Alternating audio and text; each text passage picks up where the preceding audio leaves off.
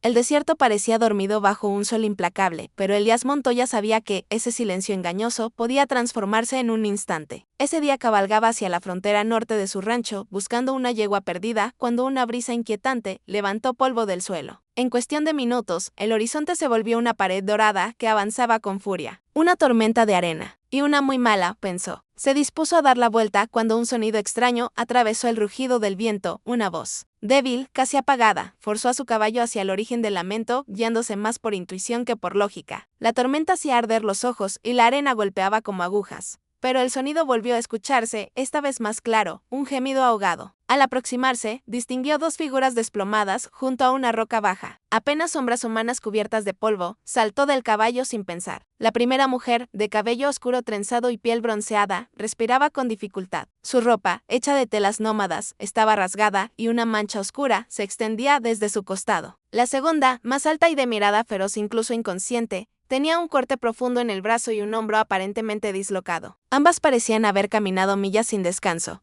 ¿Me escuchan?, gritó Elías, aunque sabía que la tormenta devoraba la mitad de sus palabras.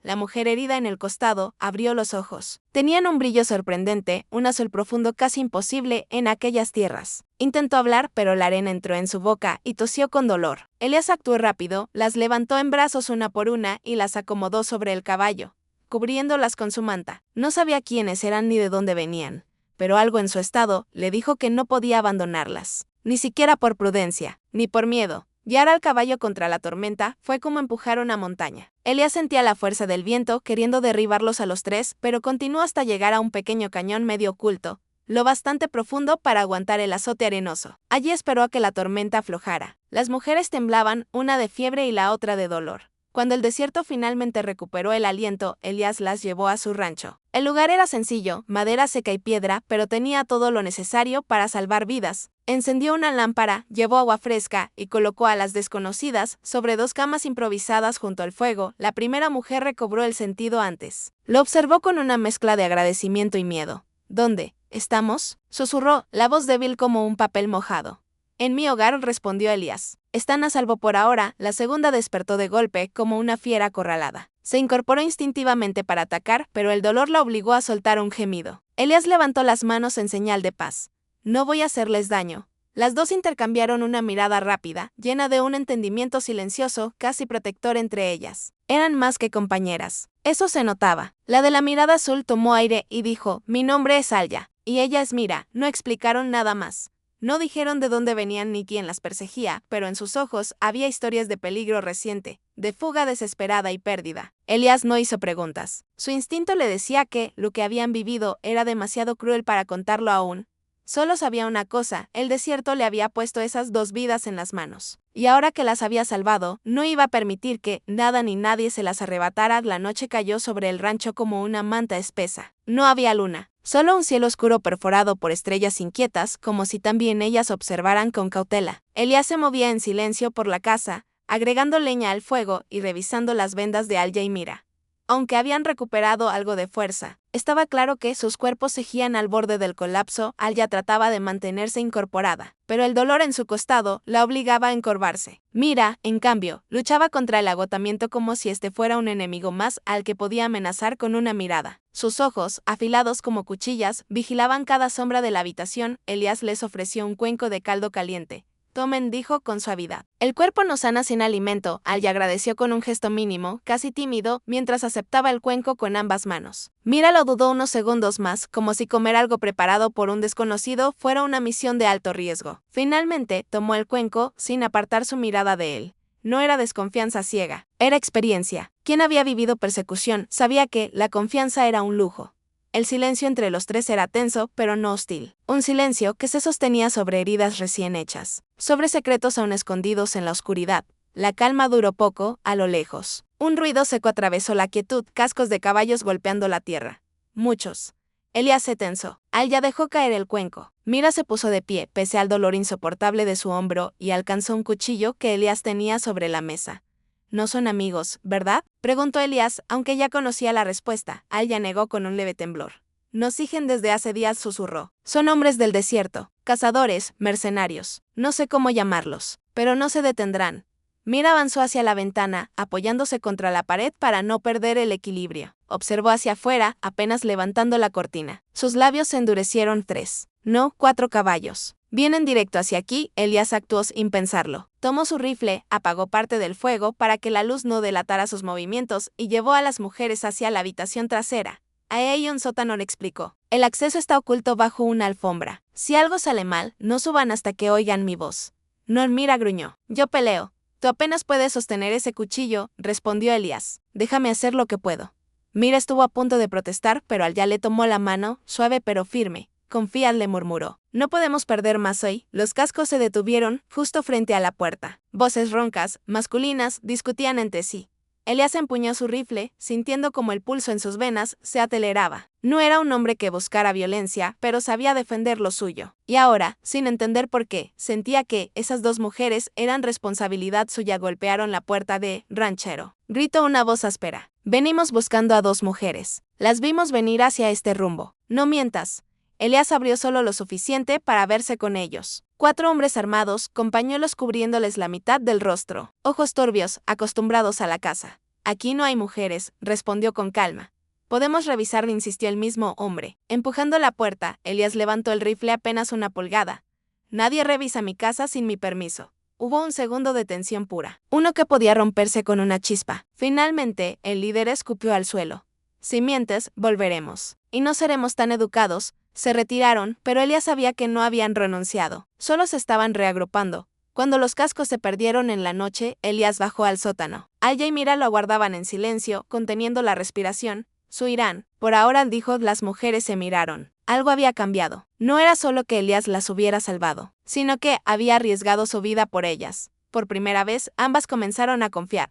La mañana llegó sin anunciarse, con un cielo gris que parecía compartir el cansancio de quienes habían pasado la noche en vela. El rancho había quedado en silencio, pero no en calma. Las sombras de los 4 hombres seguían rondando por la mente de Elías como si aún escuchara el eco de sus caballos alejándose. Alya fue la primera en despertar. La fiebre había bajado un poco, gracias a las hierbas que Elías le dio, pero su cuerpo seguía frágil, como si cualquier susurro pudiera derrumbarla. Se incorporó lentamente, observando la habitación con una mezcla de curiosidad y tristeza contenida. Mira, en cambio, no había dormido. Se mantenía sentada junto al fuego, con la espalda recta, los ojos entrecerrados y el cuchillo apoyado en sus piernas. Cada respiración suya parecía una batalla interna. Si el dolor la afectaba, no lo demostraba. Elías preparaba café cuando notó la expresión distante de ambas. Pueden quedarse aquí el tiempo que necesiten, dijo con voz suave. Nadie las obligará a nada. Alya bajó la mirada. Sus manos temblaban ligeramente, pero no por miedo, sino por un recuerdo reciente que le quemaba en la memoria. No sabemos cuánto tiempo tenemos, murmuró. Ellos volverán. Mira apretó el mango del cuchillo. Esta vez vendrán con más hombres. Elías se acercó con una silla y se sentó frente a ellas. Algo en su gesto, una mezcla entre paciencia y determinación, hizo que Alya respirara hondo, como si estuviera a punto de cargar con el peso de su historia. Ustedes no me conocen, comenzó ella, pero tampoco pueden cargar solas con lo que las persigue. Mira abrió la boca para replicar, pero Alya la silenció con un leve movimiento de cabeza. Era evidente que, entre ellas existía un lenguaje antiguo, una comunicación profunda más allá de las palabras. Alya tomó aire. Somos parte de una tribu nómada, los Argarin. Viajamos entre dunas desde generaciones. Hace 2 lunas. Fuimos atacados. Elías se inclinó hacia adelante. ¿Quién los atacó? Un silencio pesado se instaló en la habitación. Alya apretó los ojos, tratando de contener las imágenes que regresaban con violencia. Fuego, gritos, hombres arrancando tiendas y vidas sin piedad. Su hace llamar Qasim. El señor de los valles continuó con un hilo de voz. Quería nuestro territorio. Y quería algo más. Mira intervino con voz baja y firme. ¿Quería casarse con Alya? Su padre se negó. Fue suficiente para iniciar una guerra. Los ojos de Elías se endurecieron. Entendió de golpe la magnitud del peligro. No era un simple grupo de bandidos. Era un hombre poderoso, cruel, acostumbrado a tomar lo que deseaba. Nos capturaron, añadió Mira, tragando con dificultad. A ambas. Yo era la escolta personal de Alya, su amiga desde niñas. Cuando vimos la oportunidad, escapamos. Pero nos han seguido desde entonces. Alya cerró los ojos, y 2 lágrimas silenciosas rodaron por sus mejillas. Nuestro pueblo ya no existe, susurró. Quemaron todo. Los que quedaron vivos huyeron en direcciones distintas. No sabemos quién sobrevivió. Elías sintió una presión en el pecho. No por lástima, sino por indignación pura. Nadie merecía cargar con una historia así, mucho menos 2 mujeres heridas y solas en un mundo hostil. Cassim tiene espías en cada mercado, en cada cruce continuo mira, y hombres capaces de rastrear el olor del miedo. Por eso seguimos en peligro. Por eso ustedes también lo están ahora. El silencio que siguió no fue incómodo, fue pesado, lleno de verdades que necesitaban ser comprendidas. Elías se levantó y caminó hacia la ventana, mirando el horizonte vacío.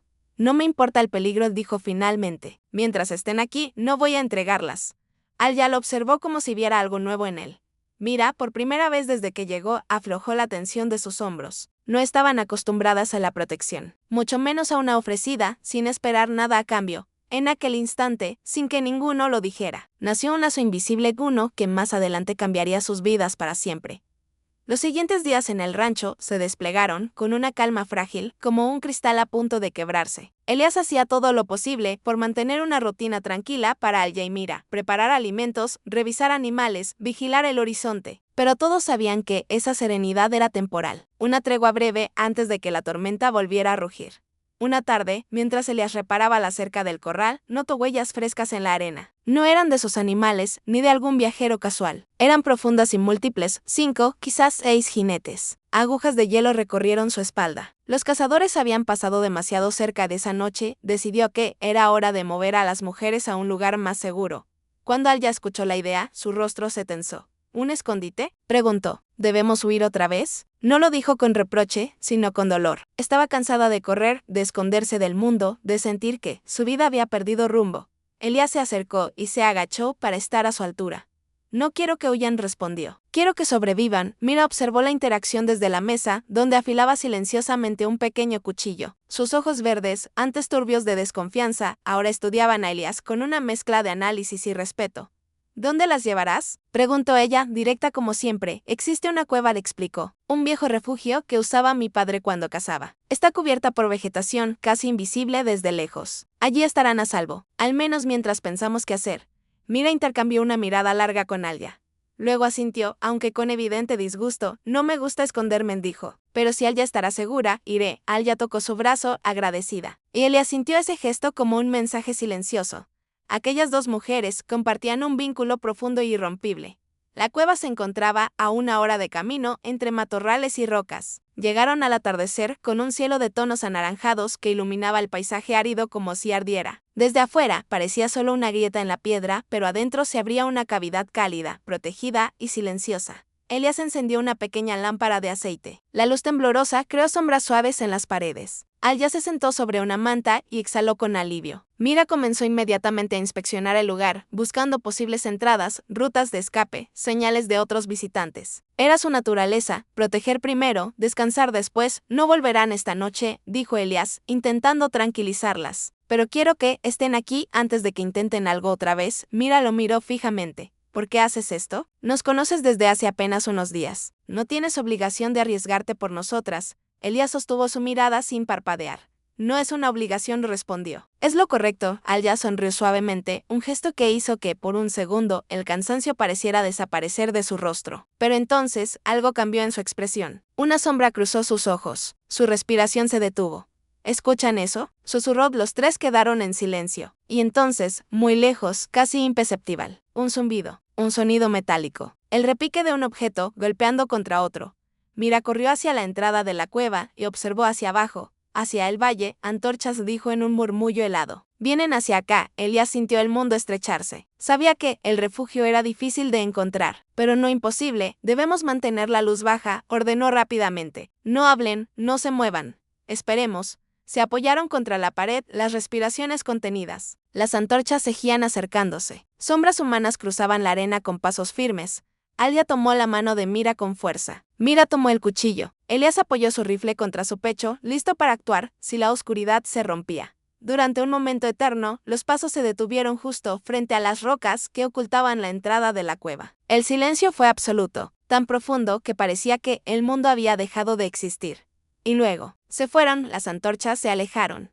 Pero los tres lo supieron, sin necesidad de decirlo. Los cazadores estaban cerca, muy cerca, y la próxima vez no pasarían de largo. La noche siguiente fue un remolino de silencios, respiraciones contenidas y pensamientos que ninguno de los tres dijo en voz alta. Aunque los cazadores no habían encontrado la cueva, Elías sabía que no podía bajar la guardia. Pasó gran parte de la madrugada despierto, sentado cerca de la entrada, escuchando cada crujido del viento. Sin embargo, incluso en medio de esa tensión, algo inesperado comenzaba a florecer dentro del refugio. Cuando el primer rayo de sol se filtró entre las rocas, Alya abrió los ojos. Había dormido mejor que en semanas. La luz iluminaba su rostro suave y por un instante, Elías se quedó observándola, sorprendido por la serenidad que daba a la cueva. Ella lo notó y sonrió, un gesto cálido y tímido que le removió el pecho. Era una sonrisa que no cargaba miedo, sino gratitud. Gracias por velar, susurró Alya. Elías bajó la mirada, un poco incómodo ante la intensidad de sus ojos. No iba a dejarlas solas, respondió él. No mientras haya peligro. Alya no contestó. No hacía falta. Había algo en su expresión que hablaba de una confianza profunda. Una confianza que a él no se le otorgaba fácilmente. A pocos pasos, Mira despertó también, aunque ella lo hizo como una fiera que emerge lentamente de su guarida. Se incorporó con cuidado del hombro vendado y lo primero que hizo fue inspeccionar su entorno, como siempre. Sus ojos recorrieron la cueva, se detuvieron en la salida, luego en Elías. Y allí permanecieron unos segundos más de lo habitual. No dijo nada, pero su mirada no tenía ya la dureza inicial. Era un examen diferente, uno que medía no la amenaza, sino el valor. Un reconocimiento silencioso. Dormiste poco, dijo Mira en tono seco, señalando las ojeras de Elías. Estoy bien, respondió él con una media sonrisa. Deberías descansar, insistió ella, sin admitir que le importaba. No serás útil si estás agotado. Elías arqueó una ceja, divertido. ¿Es tu forma de preocuparte por mí? Mira frunció el ceño, pero Alya rió en voz baja, una risa suave que llenó el silencio de la cueva. Incluso para Mira fue imposible mantener la seriedad. Sus labios se movieron apenas, insinuando una sonrisa que no le quiso conceder del todo. Ese instante marcó un giro invisible. La tensión, que antes era miedo y desconfianza, empezó a transformarse en algo más cálido, más íntimo, más humano. Durante el día, Elías les enseñó a usar algunas rutas ocultas alrededor de la cueva. Les mostró dónde había agua fresca, cómo orientarse siguiendo el sol y qué plantas podían utilizar para sanar heridas. Alya observaba cada movimiento con admiración silenciosa, maravillada de cómo aquel hombre solitario conocía la tierra como si fuera parte de él. Eres como un guardián, dijo ella en un momento. Sin pensarlo, no solo del rancho, sino de lo que consideras tuyo. Elías sintió un extraño roce en el pecho. No las considero mías, respondió con suavidad, pero sí siento que debo protegerlas. Alya bajó la mirada y su voz se volvió un susurro casi inaudible. Nadie había dicho eso por nosotras. Nunca. Mira, que escuchaba desde unos metros, sintió algo parecido a un golpe interno, no de celos, sino de reconocimiento. Entendió que Elías no estaba fingiendo nada. Su bondad era real, peligrosa por lo rara que era en su mundo. Mientras los tres compartían un pedazo de pan y un poco de té caliente, las miradas se cruzaron en silencio. No era un triángulo de rivalidad. Era algo más complejo, tres almas que, sin pedirlo, estaban empezando a entrelazarse. La verdadera, simple y poderosa. Alya veía en Elías una luz que había perdido. Mira veía en él un aliado digno, quizá el primero en su vida. Y Elías empezaba a ver en ambas algo más que supervivientes. Algo que no entendía, pero que lo llamaba, la cueva, antes refugio del miedo. Se estaba convirtiendo en el lugar donde los corazones comenzaban a despertar. El amanecer siguiente llegó con un aire denso, distinto, como si el desierto presintiera lo que estaba por ocurrir. A esa hora, Alya y Mira aún dormían, pero Elías ya estaba afuera, observando el horizonte desde una loma cercana a la cueva. Había aprendido a leer señales que otros ignoraban, el silencio normal de ciertas aves, el polvo levantado en zonas donde no corría viento, las huellas escondidas bajo la arena removida. Sentía, más que sabía, que el peligro se acercaba.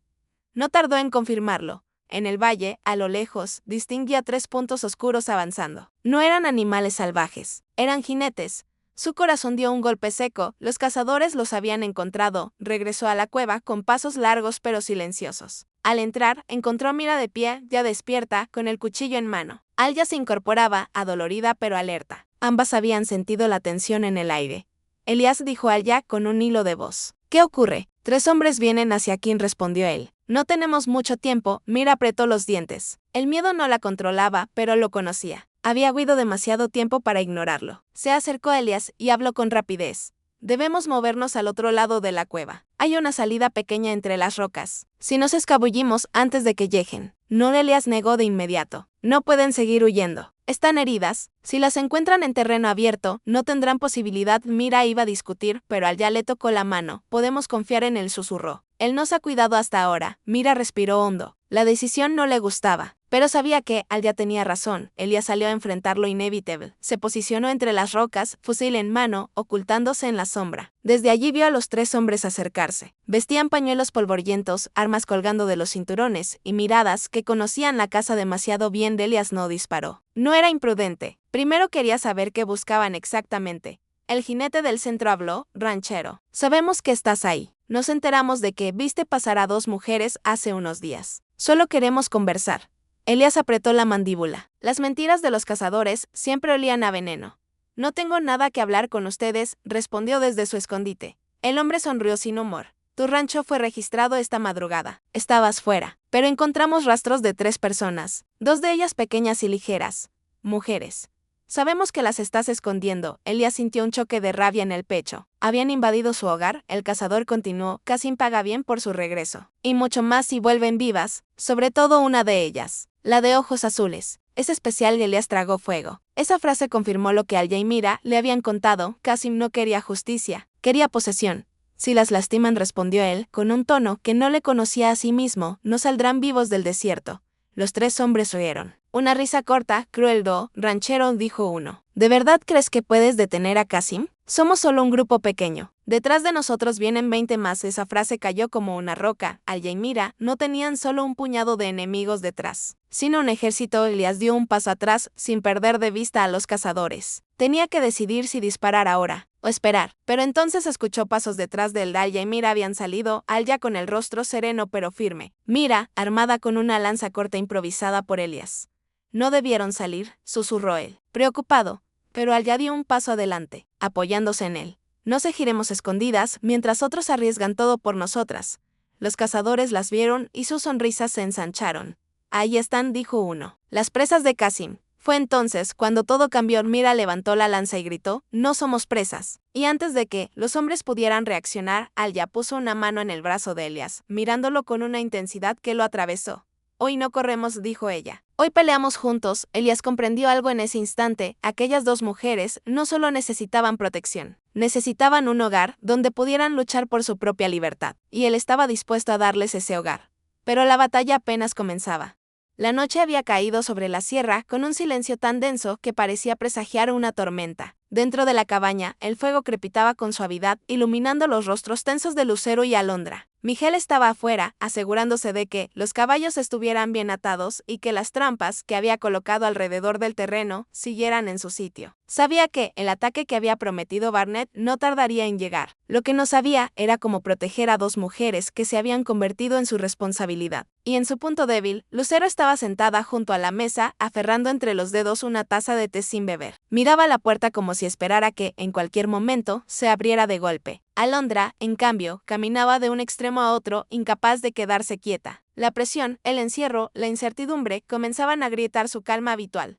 Cuando Miguel entró, ambos rostros se giraron hacia él. No vi nada, dijo él, sacudiéndose el polvo del sombrero. Pero eso no significa que no estén cerca. Alondra se cruzó de brazos. Entonces huiremos mañana, propuso sin más. No tiene sentido esperar a que nos ataquen aquí. Pero Miguel negó con la cabeza. Moverse de noche es un suicidio. Y de día. Barnett tiene hombres por toda la región. Si lo intentamos ahora, los guiamos directo a ustedes. Lucero bajó la mirada. ¿Una punzada de algo? ¿El culpa? ¿Miedo? ¿Vergüenza? La atravesó. Todo esto es culpa mía, susurró. Él viene por mí. Miguel se agachó frente a ella, obligándola a mirarlo. Su voz fue firme, pero no dura. No. Barnett viene porque es un cobarde acostumbrado a tomar lo que quiere. No te culpes por su ambición. Ese instante, tan íntimo y tan frágil, no pasó desapercibido para Alondra. Sintió un involuntario ardor en el pecho, uno que confundió con rabia. Aunque en el fondo, sabía que era miedo, temor a perder el único lugar seguro que había encontrado. Temor a que Lucero, con su dulzura y su modo silencioso de inspirar protección, desplazara lo que ella misma apenas comenzaba a construir al lado de Miguel. ¿Y si simplemente entrego mis tierras?, preguntó Lucero, sorprendiendo a ambos. ¿No es eso lo que quiere? Miguel se incorporó de golpe. No. Nunca, pero. No hay peros. El tono de Miguel era inquebrantable. Tus tierras son tu vida, tu herencia. No las cederás solo porque un hombre te aterra.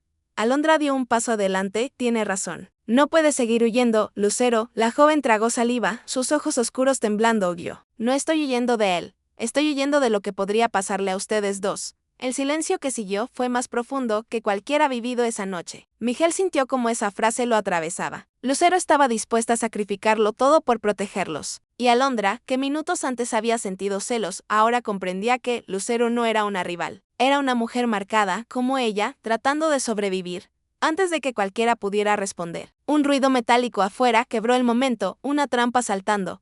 Los tres se quedaron inmóviles. Miguel tomó su rifle, acabó el tiempo en susurró. Ya llegaron dentro de la cabaña, el aire se volvió irrespirable. Lucero se cubrió la boca para no gritar. Alondra apretó el cuchillo que llevaba en el cinturón. Miguel se ubicó frente a la puerta.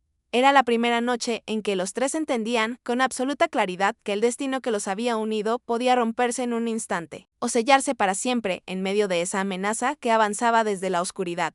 El crujido de la trampa activándose fue el detonante. Miguel se adelantó hacia la puerta con movimientos silenciosos, entrenados por años de vivir en un territorio donde la confianza era un lujo que pocos podían pagar. Lucero y Alondra se quedaron a unos pasos detrás, respirando con dificultad, como si cada exhalación pudiera delatarlas a los hombres que acechaban afuera. La luna, alta y pálida, se filtraba por las rendijas de la cabaña, dibujando sombras alargadas en el piso de madera. Miguel ladeó el rostro y susurró: «No se muevan, no hagan ruido». Un segundo después, se escuchó un gemido apagado. Uno de los hombres de Barnett había caído en la trampa, el lazo se había tensado y lo mantenía suspendido boca abajo, golpeando el aire con furia. Aquello debería haber sido una pequeña ventaja, pero el corazón de los tres latía a un ritmo que no dejaba espacio para el alivio de Miguel. Murmuró Lucero, apenas audible. «Estoy aquí», respondió él, sin girarse. Alondra apretó su cuchillo con tanta fuerza que sus nudillos palidecieron. La valentía era necesaria, pero el miedo seguía siendo un animal vivo en su pecho. Fuera, una voz ronca estalló: «Suéltenlo, y salgan ahora mismo, si quieren vivir». Era Clifton Barnett. El tono no dejaba lugar a dudas. Miguel abrió apenas una rendija de la ventana y vio varias sombras armadas, dispersas entre los árboles. Eran demasiados para enfrentarlos a campo abierto. Necesitaban estrategia. Y tiempo. Sobre todo, cerró la rendija y caminó hacia las mujeres. Su rostro duro, pero su mirada llena de algo más profundo que determinación. «Voy a salir», dijo. Lucero negó al instante, atrapada por un pánico que le arañó la garganta. «No puedes. Si sales, te van a. Si no salgo, entrarán ellos», le interrumpió Miguel, firme. «Y no permitiré que toquen un solo cabello de ustedes». Alondra sintió un vuelco en el corazón. Miguel no había dicho «no permitiré que te toquen», Lucero. Había dicho «ustedes» a ambas. Una palabra que tenía un peso inesperado, una promesa que ninguno había verbalizado, pero que los tres empezaban a sentir. Estaban unidos en esto, para bien o para mal. Pero antes de que Miguel pudiera acercarse a la puerta, Alondra dio un paso al frente. «Si vas a salir», dijo ella, «salgo contigo». Él la miró como si hubiera propuesto lanzarse al río durante una crecida. «No. Tú te quedas aquí». «¿Por qué?», preguntó, sin retroceder. «¿Porque soy mujer? Porque son mis razones para pelear», respondió. Y luego, después de una pausa que pesó como plomo: «mis razones para vivir». Aquello hizo que Lucero soltara una exhalación temblorosa, como si de repente comprendiera algo que siempre había estado ahí, moviéndose bajo la superficie. Miguel no estaba eligiendo entre ellas. Estaba eligiendo protegerlas a ambas. Y su corazón, aunque él mismo aún no lo había dicho en voz alta, estaba dividido de una manera que no destruía, sino que multiplicaba. Lucero avanzó entonces y tomó la mano de Miguel. «Si vas a enfrentarlo», susurró, «no lo hagas solo. Usa esto». Le entregó una pequeña navaja, vieja pero afilada. Pertenecía a su padre. Era lo último que conservaba de él. Un símbolo de confianza absoluta. Miguel tragó hondo. Era un gesto que no esperaba, un lazo emocional que lo desarmó más que cualquier bala. «Gracias, Lucero». Alondra los miró a ambos, sintiendo un calor extraño detrás del esternón. No era celos, era pertenencia, era destino, como si la vida los hubiera tejido juntos a golpes. Afuera, Barnett gritó otra vez: «Última advertencia». Miguel se enderezó, respiró profundo y murmuró: «Hoy no nos rendimos». Mientras abría lentamente la puerta, Lucero y Alondra se colocaron a sus espaldas. No permitirían que enfrentara solo la oscuridad. La noche que había empezado con miedo estaba por convertirse en el momento que marcaría su unión, o su final. Miguel abrió la puerta despacio, lo suficiente para mostrar que no llevaba el arma en alto, pero no tanto como para quedar completamente expuesto. El aire helado de la montaña le golpeó el rostro mientras sus ojos se acostumbraban a la penumbra exterior. Frente a él, apenas a unos metros, varios hombres armados apuntaban hacia la cabaña. Entre ellos, con su imponente figura y su sonrisa torcida, estaba Clifton Barnett. «Por fin», gruñó Barnett. «Sabía que terminaría saliendo. No eres tan tonto como parecías». Miguel no respondió. Dio un paso adelante, manteniendo las manos visibles. Detrás de él, dentro de la cabaña, Lucero y Alondra observaban desde la sombra. Cada músculo de sus cuerpos estaba tenso. Cada segundo que pasaba parecía una eternidad suspendida. Suelta a mi hombre, ordenó Barnett. Lo tengo colgando como puerco de matanza. No fue mi intención atraparlo, dijo Miguel, pero tampoco vino a saludar. Los hombres de Barnett rieron en ronquidos bajos. La tensión era un hilo tensado a punto de romperse. Voy a ser claro, continuó Barnett. Quiero lo que es mío. Lucero regresa conmigo. Su matrimonio conmigo es un trato, una deuda, una ley. ¿Lo entiendes o no? Eso no importa. Miguel lo miró con una calma que no sentía. Lucero no es propiedad de nadie. Barnett apretó los dientes y escupió a un lado. ¿Y Alondra? También vino conmigo. Era mi sirvienta. Tú te quedaste con las dos, vaquero. Como si el mundo te las debiera, Miguel dio un paso más, lento. Calculado, ellas no te deben nada. La sonrisa de Barnett se convirtió en una mueca. Entonces haré que tú pagues. En ese instante, un disparo estalló. No venía de un arma ajena, sino de la cabaña. Lucero, temblando, había disparado al suelo frente a la puerta. No había lastimado a nadie, pero había hecho algo más poderoso, había detenido la escena. Había congelado el aire en suspenso absoluto. Alondra apareció a su lado, con el rifle cargado. La mirada firme y el pulso sorprendentemente estable. Si quieren entrar, gritó, tendrán que pasar por nosotras. Miguel giró, sorprendido. Y Barnett soltó una carcajada que no tenía nada de humor. Esto sí que no me lo esperaba. Las dos defendiendo al mismo hombre. Vaya suerte la tuya, vaquero. Pero, aunque su tono fuera burlón, sus ojos no lo eran. Había rabia allí, y miedo. Los hombres de Barnett empezaron a moverse, rodeando. Miguel lo vio y supo que el ataque sería inminente. Se acercó a Lucero y a Alondra, sin apartar la vista de la amenaza. Escúchenme, susurró con urgencia. Ustedes dos se quedan detrás de mí. Hace lo que pase, no salgan. Pero ellas negaron a la vez. No te dejaremos solo, dijo Alondra. Ya no huimos, añadió Lucero. Miguel no tuvo tiempo de discutir. El primer hombre de Barnett cargó directamente hacia la entrada y Miguel lo recibió con un golpe seco, aprovechando el impulso para arrebatarle el arma. Se escucharon gritos, pasos apresurados, el caos desatado. Alondra disparó hacia el cielo, obligando a los atacantes a cubrirse. Lucero, aunque temblaba, sostenía la escopeta como si su vida dependiera de ello. Y dependía. Barnett aprovechó el ruido y avanzó hacia ellos. Lucero rugió. Vuelve aquí ahora. Y entonces ocurrió algo inesperado. Lucero bajó el arma, dio un paso al frente y gritó, no soy tuya. Ese grito cortó el aire. Fue la chispa que encendió algo más grande que el miedo. Un segundo después, Miguel se lanzó sobre Barnett, los dos cayeron al suelo en una nube de polvo. Y mientras se golpeaban, se empujaban y forcejeaban, Alondra gritó, Miguel, cuidado, porque el arma de Barnett acababa de caer. Justo a unos pasos de Lucero, la noche, antes silenciosa, ahora era puro fuego. Y el final estaba a punto de definirse. Cuando el arma cayó cerca de Lucero, el mundo pareció contraerse en un solo segundo. Cada sombra, cada respiración y cada sonido se volvieron intensos, urgentes, definitivos. Miguel forcejeaba con Barnett en el suelo, rodando entre el polvo y las hojas secas. Barnett era más grande, más fuerte, y la furia lo impulsaba como un animal acorralado. Miguel, en cambio, peleaba con algo más profundo, la certeza de que si perdía, Lucero y Alondra serían arrastradas a un destino peor que la muerte. Lucero miró el arma a sus pies. Sus manos temblaban. No quería matar, pero tampoco quería ver morir a Miguel. Y no iba a volver a ser la mujer indefensa que Barnett había intentado moldear con miedo de Alondra. Por su parte, mantenía a raya a los otros hombres con el rifle levantado, disparando al suelo cerca de sus botas para alejarlos. Su voz ronca gritaba órdenes que nadie esperaba escuchar de una mujer que, hasta no hacía mucho, había sido tratada como sirvienta. Retrocedan, exigió. Retrocedan o disparo de verdad. Los hombres intercambiaron miradas. Aquella mujer, esos ojos, esa postura. No estaba mintiendo. Pero el peligro cegía frente a las mismas tres personas que habían construido un pequeño mundo en la cabaña. Miguel logró zafarse por un instante, pero Barnett se abalanzó de nuevo, intentando alcanzar la pistola. El arma se deslizó más cerca de Lucero. Y fue allí donde todo cambió. Lucero dio un paso al frente, alzó la pistola con ambas manos y apuntó directamente a Barnett Deitant. Gritó con una voz que no parecía suya. Clifton, Deitant ya. Barnett la miró, con sorpresa primero, luego con desprecio. Baja el arma, Lucero. Tú no eres capaz de. El disparo no fue al pecho, tampoco a la cabeza. Lucero había apuntado a la pierna. Barnett cayó al suelo con un grito desgarrado. La rabia transformada en dolor. Miguel aprovechó el momento para desarmarlo por completo, arrojando su rifle lejos entre los árboles. Alondra corrió hacia Miguel para ayudarlo a incorporarse.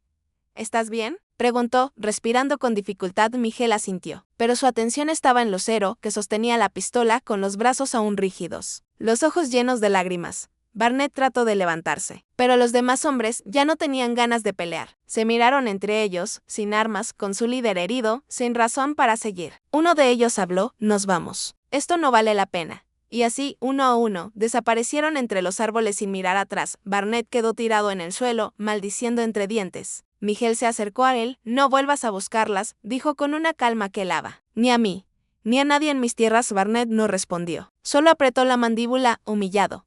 Cuando por fin se escuchó el silencio, el verdadero silencio, Miguel dejó caer el rifle. Lucero soltó la pistola. Alondra dejó escapar un sollozo nervioso. Y los tres se encontraron en un abrazo tan apretado que casi dolía. El amanecer llegó lento, cubriendo el cielo con tonos dorados. El peligro había pasado, pero algo nuevo flotaba en el aire, una decisión, un destino. Un vínculo que nadie más que ellos podría entender. Miguel fue el primero en hablar, con la voz rasposa. No puedo elegir entre ustedes dos, admitió, mirándolas con una honestidad que los tres habían sentido pero nunca dicho. Las quiero, a ambas, y no sé si esto es locura, pero quiero construir una vida con las dos.